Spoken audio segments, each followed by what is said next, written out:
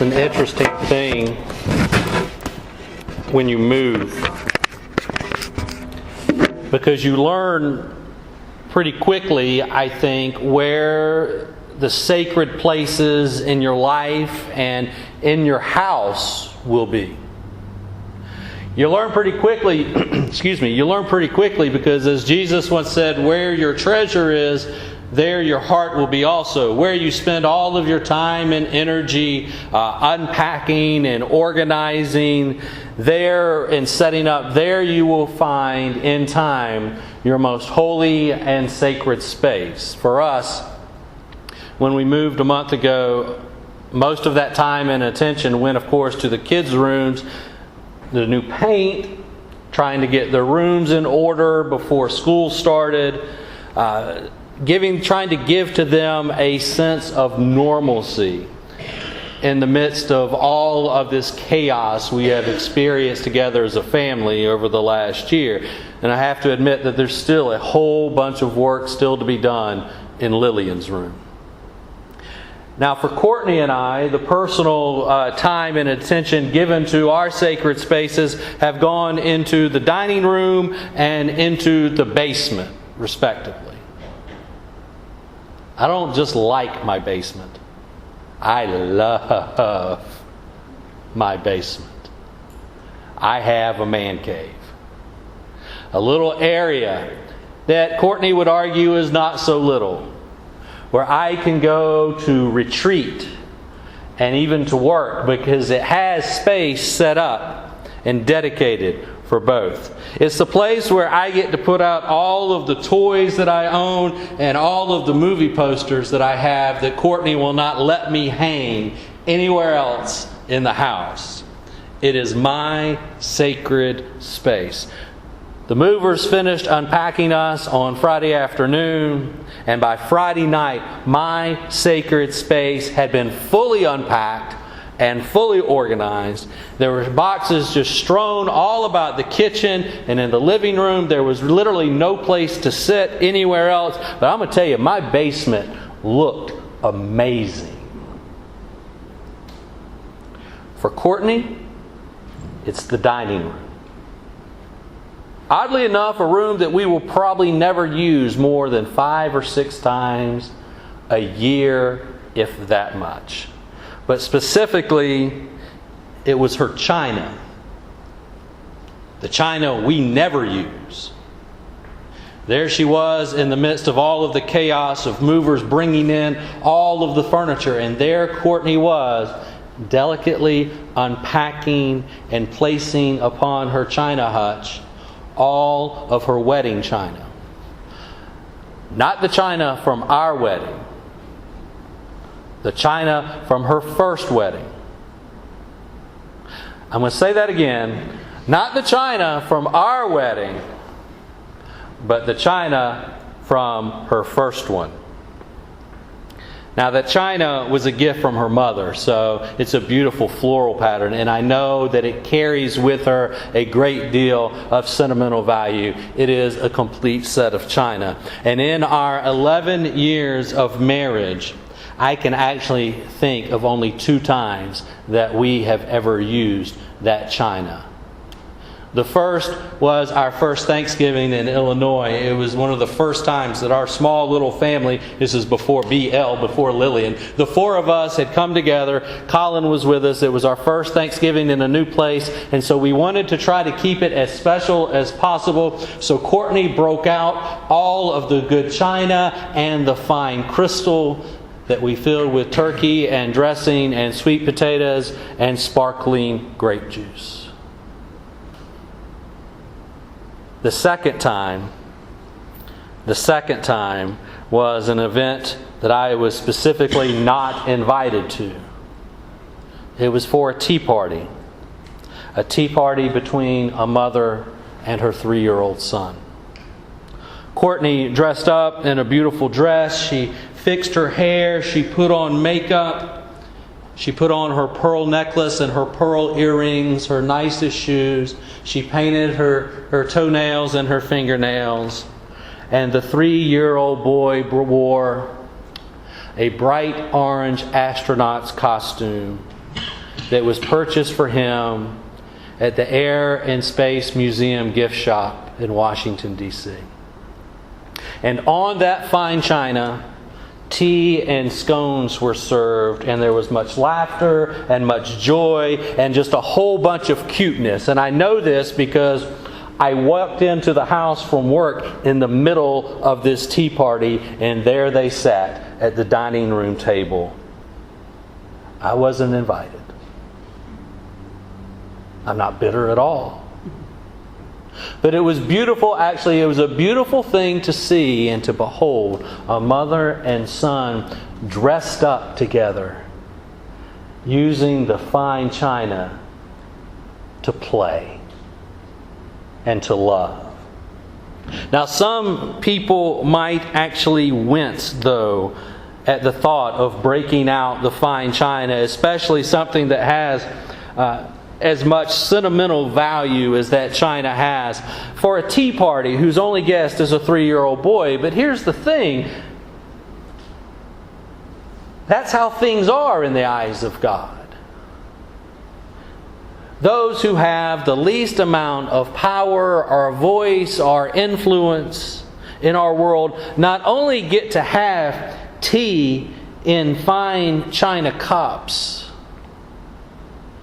but they also get to sit in the places of honor at the banquet table. And I get that kind of thinking may not make a whole lot of sense, but you know, the realm of God is not about making sense. It's about making justice. It's about seeing the world and all that's within it the same way that God sees the world and all within it. It's about rectifying that sense of entitlement that so many cling to and fight over, and transforming that entitlement in such a way that the first shall be last, and the last shall be first, and the exalted shall be humbled, and the humbled shall be lifted up. But what if a piece of that precious china is broken by a 3-year-old, some may ask? He's certainly not old enough to understand just how delicate a thing that little teacup happens to be, or the sentimental value of that china that seems to be quite risky. In fact, it seems that it could be wasteful. And again, I would say to you, such as it is with the realm of God. That which seems risky and wasteful to us is exactly how God chooses to live and breathe and move and love in our midst. What has been deemed risky and wasteful by us has been transformed into radical acts of grace and welcome by God. Within a dinner party that was given by a Pharisee, we see and actually play a role in one of the greatest miracles, I believe, that Jesus ever performed. Sure, there was no healing and giving sight to a blind man. There was no raising of a woman up from the dead. But that which seems ordinary is transformed into a thing of great beauty. And while that which is perceived as most honorable becomes just like everything else. The miracle is this: the very heart of God is made known that day. And you and I, have the opportunity to share in that very heart of God. Several years ago in Atlanta, a beautiful young couple planned to get married. They were preparing for their wedding, and it was going to be an absolutely gorgeous an extravagant day. The dress had been bought, the guest list had prepared, the invitations had been sent, the cake was tall, it had been ordered, the reception hall had been reserved, and there was going to be a sit-down, multiple-course meal for hundreds. And it had all been planned, and in good fashion of today, tens of thousands of dollars had been spent on one wedding day. And then tragedy struck. There wasn't going to be a wedding after all. No wedding, no marriage. But there was still going to be a celebration. The reception hall was still beautifully decorated. The fine china and the crystal and the silver had all been set out and ready to be used. The expectant bride and her family were there, but not in the way you might expect. Because you see, rather than the seats being filled with the rich and the powerful and the close friends of the bride and groom, and those, of course, I'm sure, who would reciprocate when the time came when there would be a wedding in their own family, instead of the rich and the powerful and the friends sitting in those seats were filled with homeless men and women and children. The poor, the powerless, the marginalized. True story. The mother and the father of the bride said, we had already spent that money. That money was no longer ours. And so why not put what was a tragedy, allow it to remain the celebration God had intended it to be? The bride and her family served as waitstaff at this banquet. Now, if that is not the living embodiment of this morning's gospel, then I don't know what is. And if that is not a miraculous transformation of how the world lives and sees labels, then I don't know what is. All of that money, all of that food, all of that china and crystal, just wasted, you might think. But that's how things are with God. Not wasted at all, but transformed. If even just for a few hours, to give us a glimpse of how things could be, to give us a glimpse of how things should be in our world. Now, in just a little bit, you're going to leave here, and maybe you have plans to go have lunch. You might go out to eat.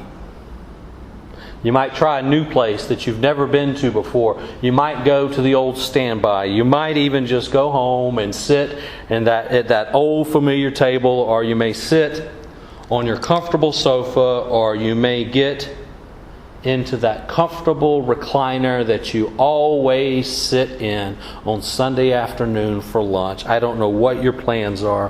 Whatever it is that you do, a fancy big meal or a sandwich. Whatever it is, I want you to stop. And I want you to take just a moment, and I want you to pause, and I want you to see what is happening in that moment. On one hand, every single meal is ritual. Morning, noonish, and night. And it might seem boring, and it might seem rote. Just a sandwich, just a bowl of cereal, just a cup of soup. But also, on the other hand, every meal, every single meal, whether by yourself or with a group of people, every single meal is sacred. It's an opportunity to see and to feel and to experience the transformative nature of God in your midst. You just have to pay attention. And it's not just every meal, every circumstance. Within the mundane, there lies a sacred beauty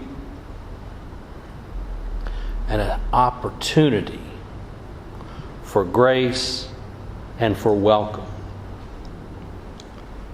That peanut butter and jelly sandwich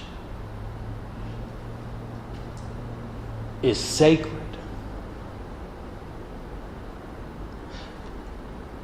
That 5-course meal, simple and mundane.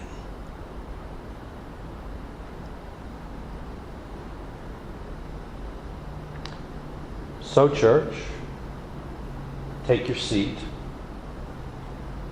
Take your seat and look around.